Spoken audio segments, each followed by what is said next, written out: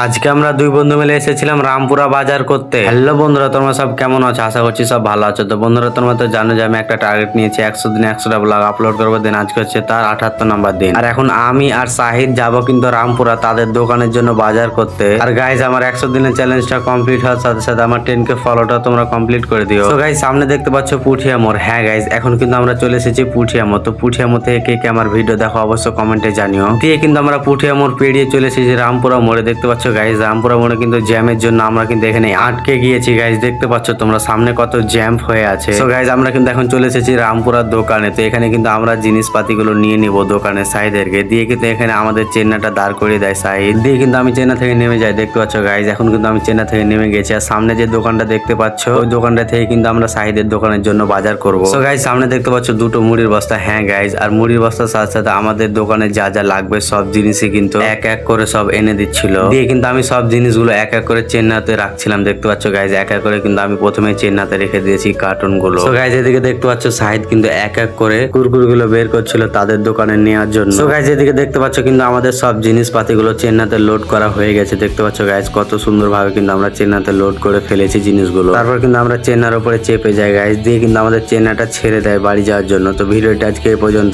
কেমন লাগলো কমেন্টে জানিও। টাটা বাই বাই, দেখা হচ্ছে নেক্সট ভিডিওতে। ভালো থাকো, সুস্থ থাকো।